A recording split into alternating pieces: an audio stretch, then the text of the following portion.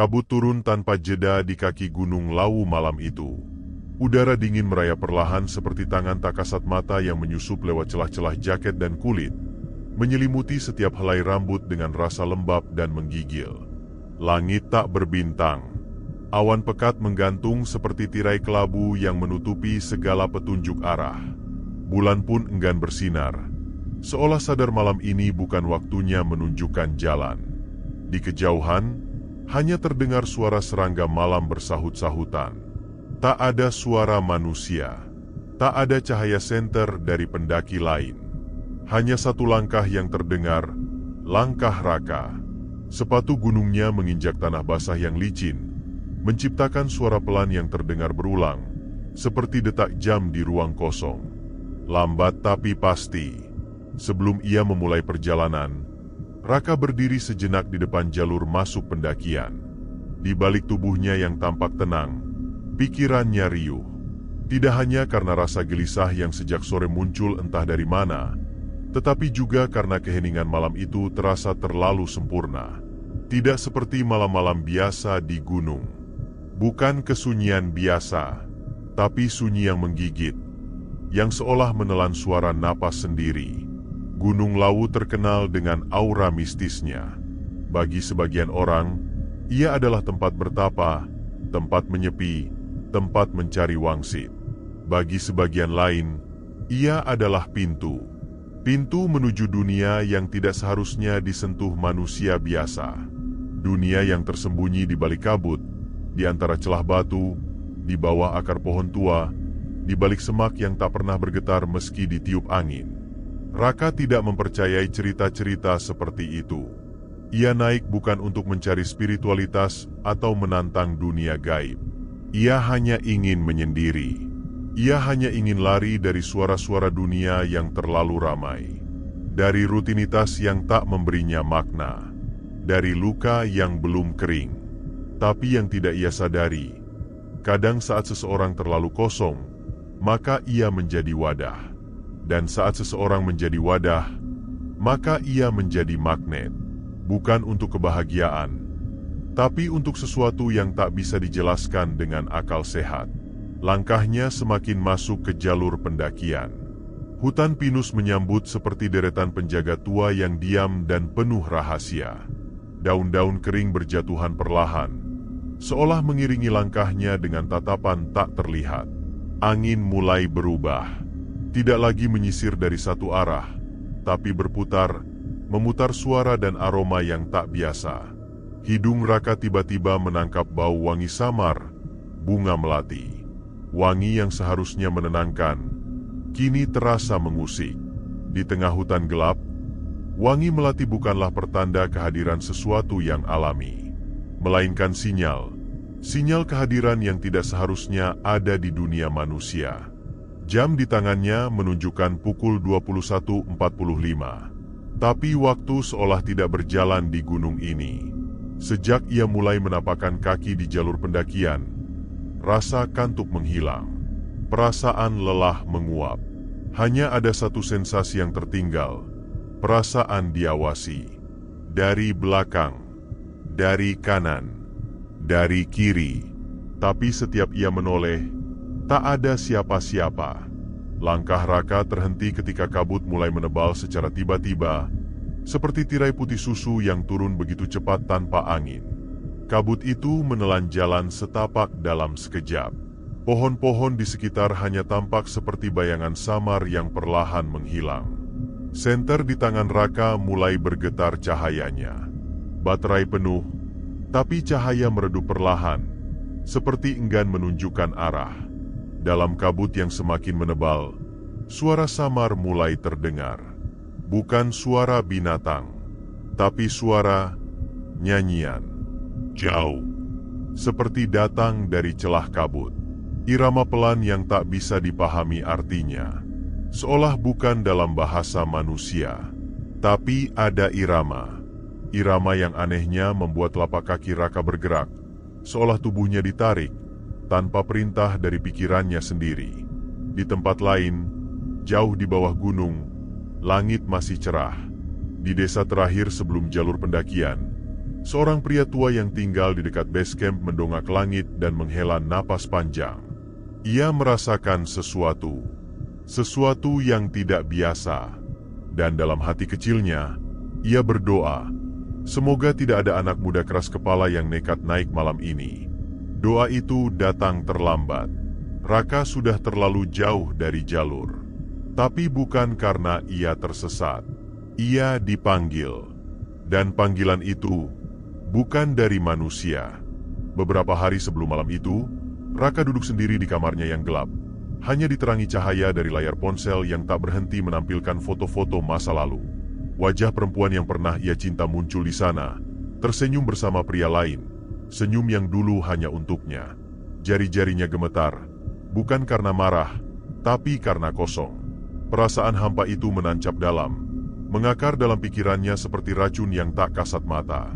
Ia merasa kehilangan arah, tidak tahu siapa dirinya, tidak tahu untuk apa hidupnya.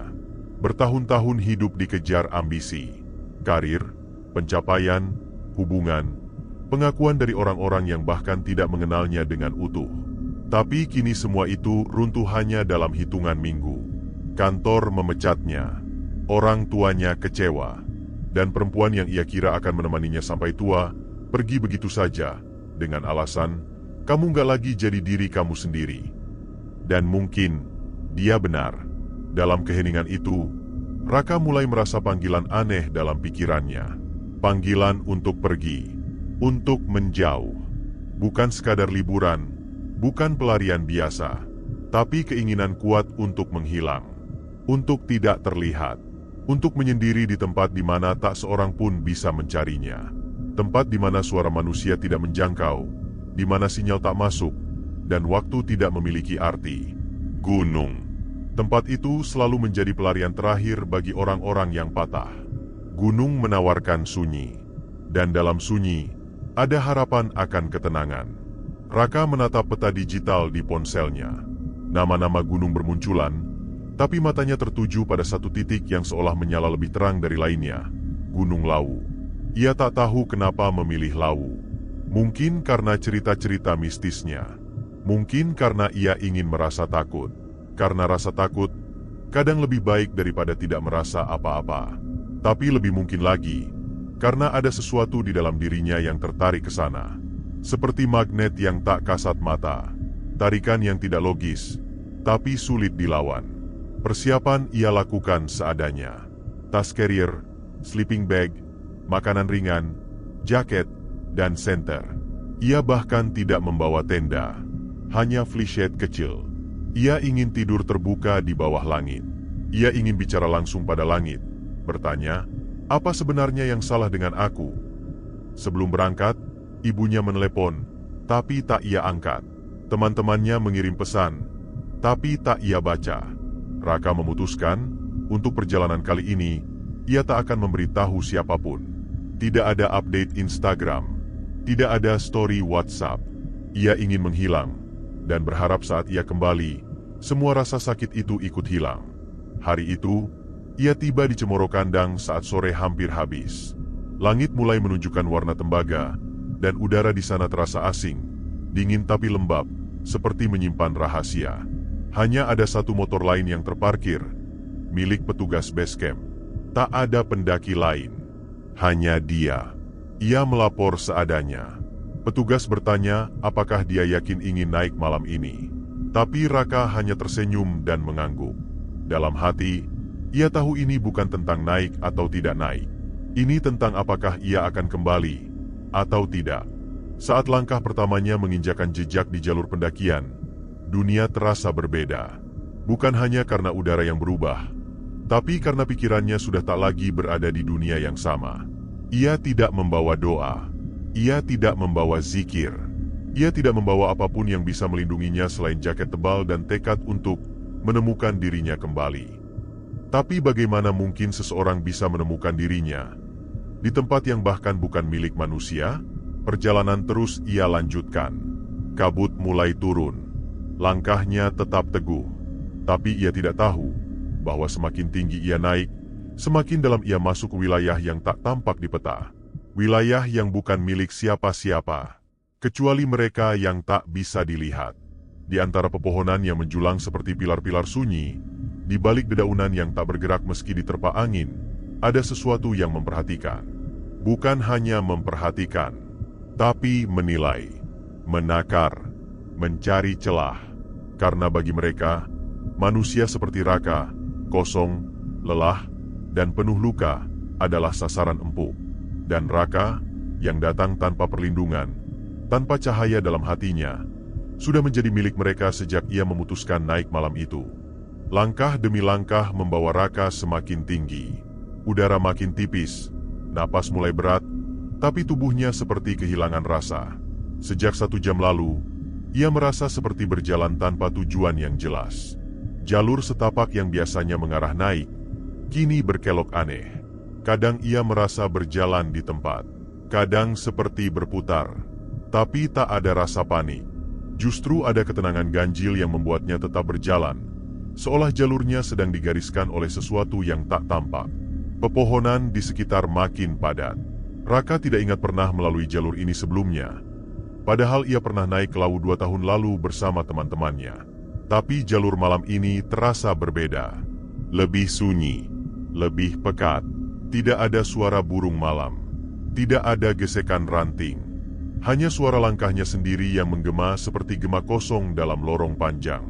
Tiba-tiba, kabut kembali menebal. Kali ini lebih dari sebelumnya. Cahaya senter tak lagi mampu menembus lebih dari 1 meter ke depan. Langkahnya melambat. Udara mulai terasa berat. Seperti ada beban tak kasat mata yang menekan dadanya. Tanpa suara, angin berhenti. Dan saat itulah Raka mendengar sesuatu. Bukan suara manusia. Bukan suara binatang. Tapi suara tawa kecil. Tipis. Pelan. Seperti suara anak kecil yang tertahan-tahan menahan geli. Sekilas terdengar jauh, tapi dalam sekejap berubah dekat. Tepat di belakang telinganya. Raka menoleh cepat. Tak ada siapa-siapa. Tapi rasa dingin menjalari tengkuknya. Dan bulu kuduknya meremang seketika. Ia memutar senter, mencari asal suara. Tapi hanya kabut dan bayangan pepohonan. Detak jantungnya mulai berpacu.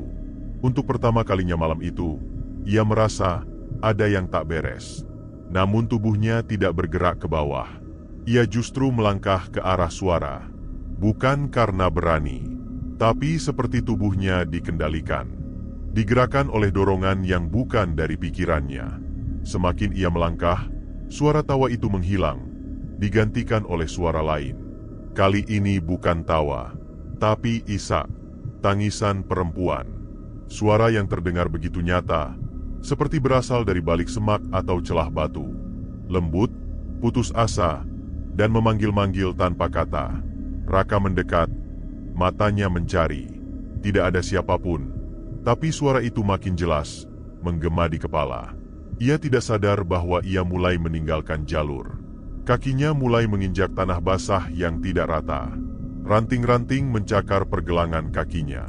Sebuah suara samar berbisik di telinganya. Bukan dalam bahasa Indonesia, tapi Raka mengerti maknanya.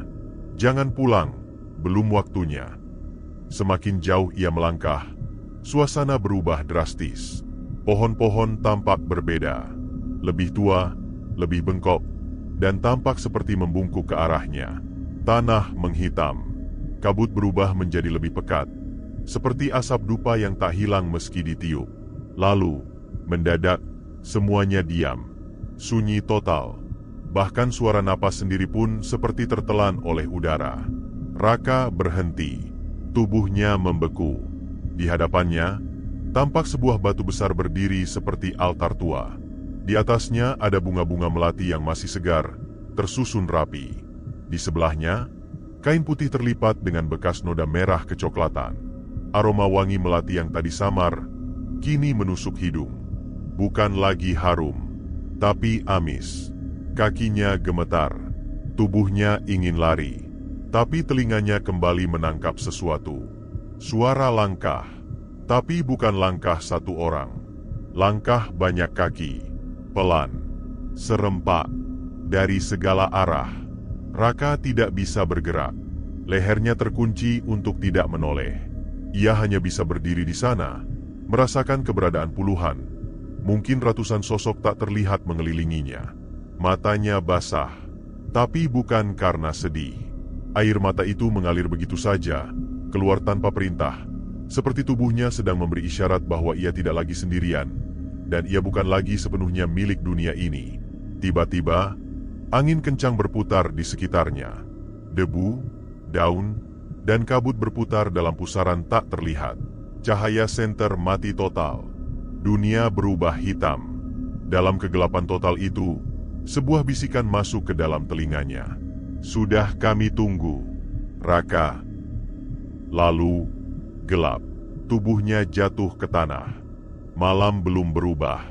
Langit masih gelap, kabut masih turun, dan hutan lawu tetap sunyi seperti rahasia yang dijaga ribuan tahun.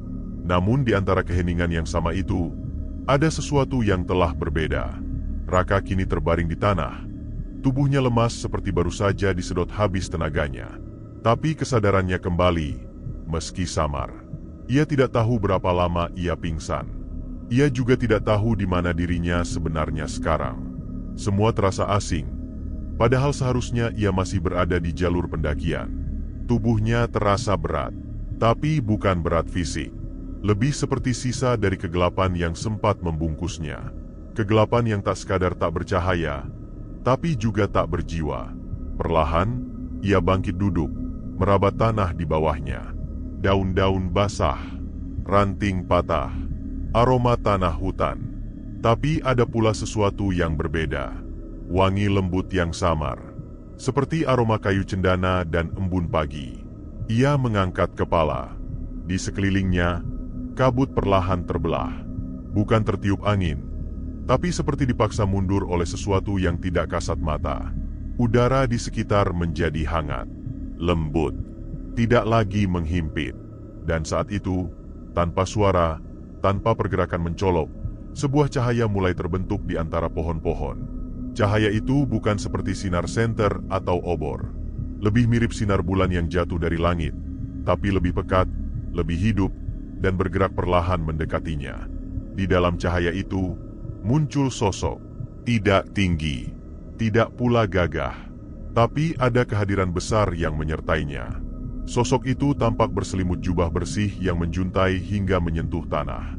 Tidak ada wajah yang terlihat, tapi dari seluruh arah tubuhnya, terpancar ketenangan yang tak bisa dijelaskan dengan logika. Keberadaannya memecah malam.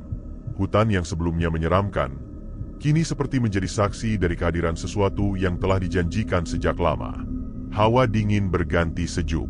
Kabut yang sebelumnya menelan pandangan, kini menjauh perlahan seperti hamba yang tunduk pada penguasa. Raka tidak bergerak, tapi pikirannya penuh. Ia tidak tahu kenapa tubuhnya tidak ketakutan, tidak juga merasa terancam. Justru ada rasa aman yang belum pernah ia rasakan seumur hidupnya.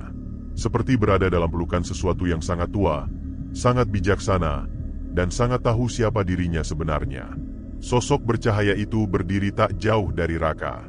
Tidak berkata-kata, tidak menunjukkan wajah, tapi keberadaannya menjawab semua ketakutan yang tadi hampir menghabisi hidup Raka. Dalam diamnya, ia menjadi terang. Dalam heningnya, ia menuntun.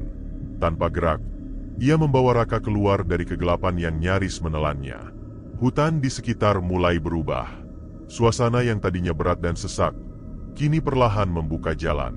Seolah pohon-pohon bergeser sendiri, memberikan jalur baru yang tidak ada sebelumnya.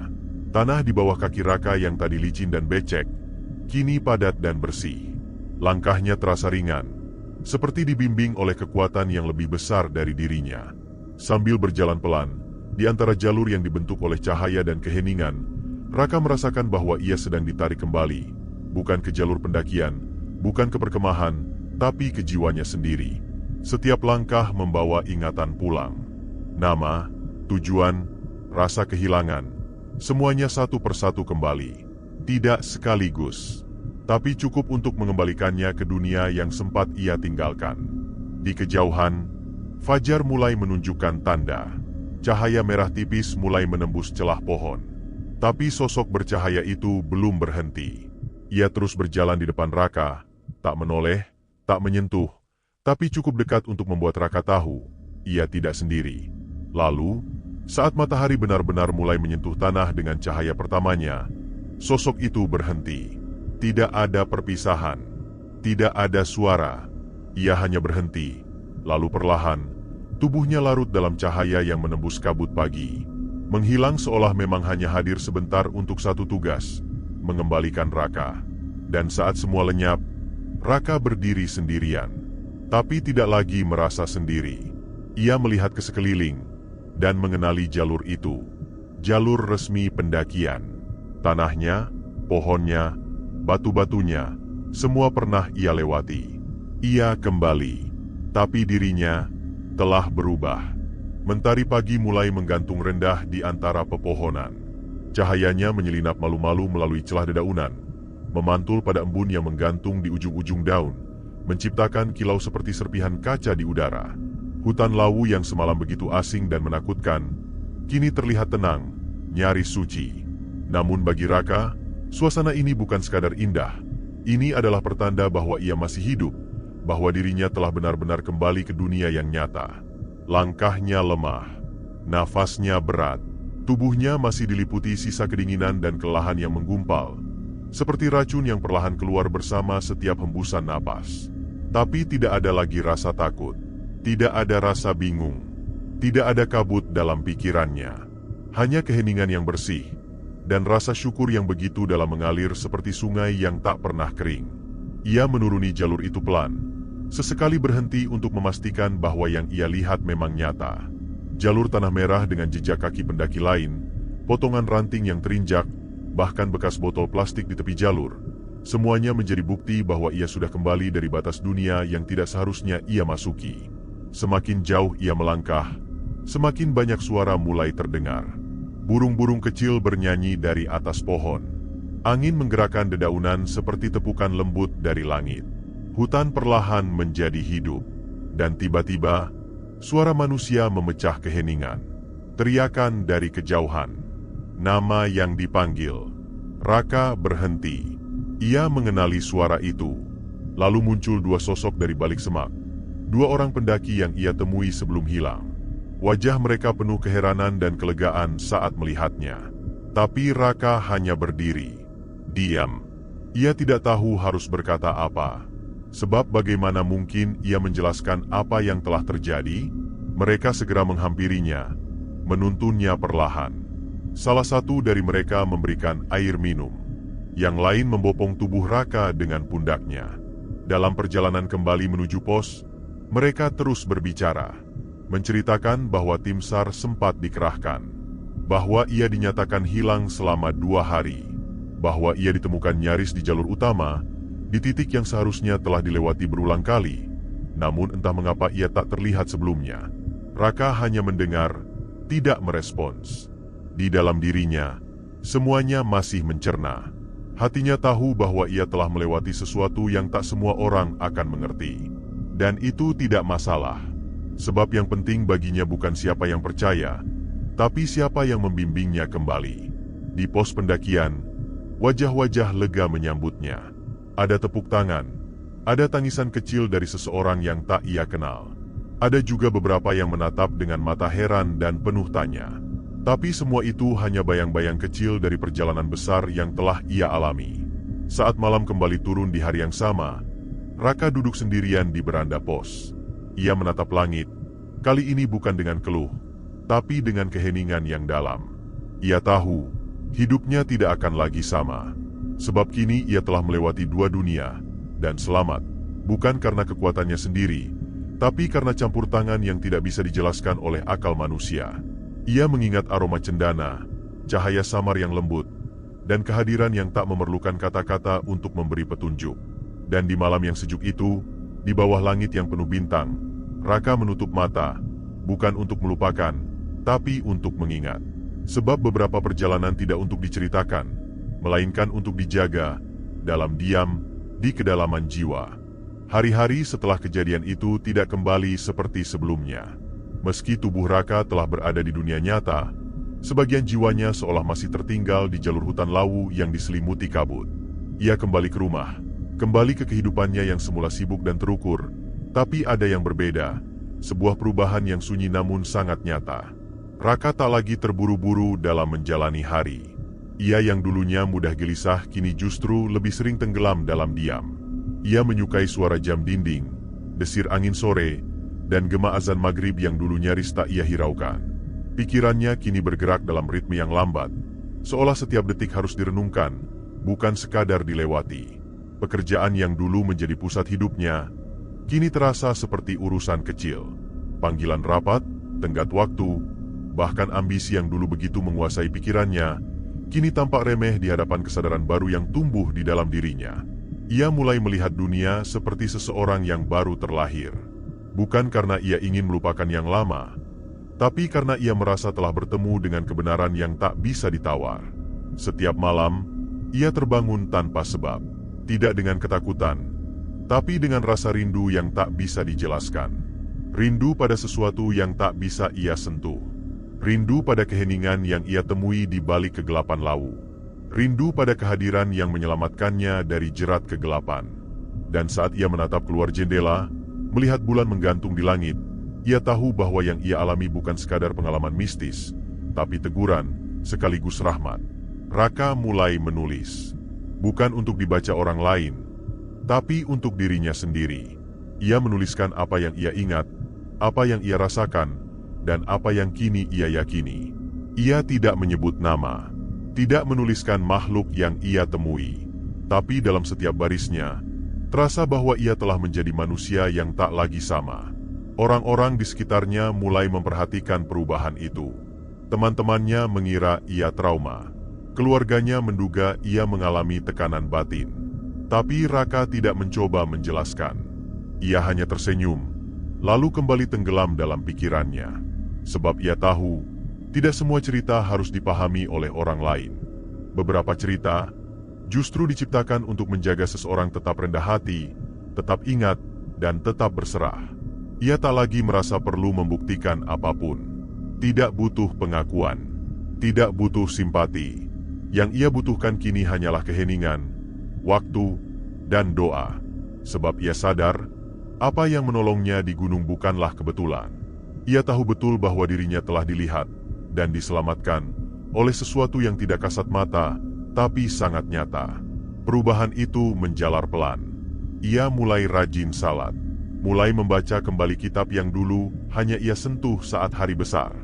Ia mulai merapikan hidupnya, bukan untuk dunia, tapi untuk sesuatu yang lebih jauh. Sesuatu yang abadi. Ia berhenti mencari alasan di balik segala sesuatu, dan mulai menerima bahwa tidak semua hal perlu dimengerti untuk diakini. Di suatu malam yang sunyi, saat hujan turun perlahan membasahi genting rumahnya, Raka duduk di lantai kamarnya. Ia memandangi selembar kertas kosong, lalu menulis dengan tinta hitam. Aku pernah tersesat, bukan hanya di hutan, tapi juga dalam hidup. Dan aku tahu, bukan manusia yang membawaku kembali. Ada yang lebih besar dari logika. Dan kepada yang maha membimbing, aku bersaksi, aku akan hidup dengan cara yang baru. Dan malam itu, untuk pertama kalinya sejak ia kembali dari Gunung Lawu, Raka tidur dengan tenang.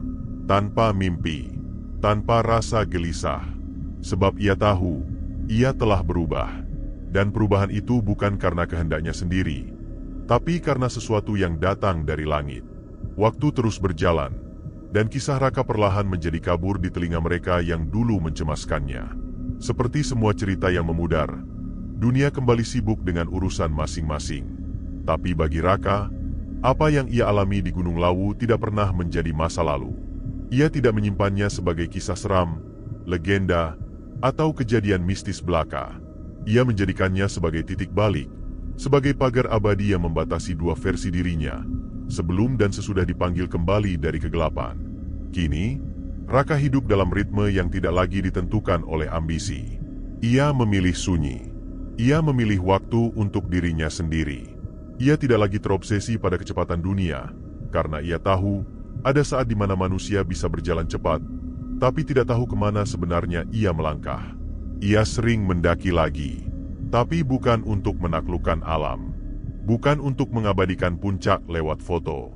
Ia mendaki untuk kembali mendengar bisikan sunyi, untuk merasakan bahwa ia adalah makhluk kecil yang dititipkan napas oleh sesuatu yang jauh lebih besar. Ia selalu berhenti sejenak di batas hutan sebelum jalur mulai menanjak, dan menunduk lama. Bukan berdoa karena takut, tapi berterima kasih karena pernah diberi kesempatan untuk kembali. Di antara banyak pendaki yang tertawa, berbagi camilan, dan menyalakan musik di jalur, Raka berjalan dalam diam. Setiap langkahnya seolah menyentuh dua dunia, dunia fisik tempat ia berdiri, dan dunia gaib yang pernah menyelimutinya. Ia tidak menolak realitas, tapi ia juga tidak lagi menolak kemungkinan. Karena ia tahu, manusia hanya bisa melihat sejauh mata, tapi hidup jauh lebih dalam dari sekadar apa yang tampak. Pelajaran terbesar bukan tentang makhluk yang menyesatkan, atau makhluk yang menyelamatkan. Bukan tentang jin kafir atau jin muslim. Pelajaran terbesar adalah bahwa di dalam kegelapan paling dalam, manusia bisa kehilangan arah, kehilangan nama, kehilangan tujuan. Dan saat itulah, hanya mereka yang hatinya masih bersih yang akan dipanggil pulang. Entah lewat siapa, entah dengan cara apa. Cerita Raka bukan untuk ditakuti, tapi untuk direnungkan. Bahwa alam bukanlah ruang kosong. Ia hidup, ia bernafas, ia punya aturan. Dan siapapun yang masuk ke dalamnya, harus merendah. Harus membawa niat yang benar. Sebab tidak semua hal di dunia ini butuh penjelasan. Tapi semua hal pasti meninggalkan pelajaran. Raka tak pernah menyebarkan kisahnya. Tidak menulis buku. Tidak hadir di podcast atau kanal-kanal misteri. Ia membiarkan semuanya mengendap. Seperti embun di ujung dedaunan pagi. Hening, tapi nyata. Dan jika suatu hari, seseorang kembali tersesat di gunung yang sama, lalu kembali dalam keadaan berbeda, mungkin ia juga akan paham bahwa tak semua yang tak terlihat itu jahat. Dan tak semua kebaikan datang dari tempat yang bisa dijelaskan dengan kata-kata. Ada yang datang hanya untuk menuntun, lalu menghilang. Dan bagi mereka yang diberi kesempatan kedua, itu bukan keberuntungan. Itu adalah panggilan.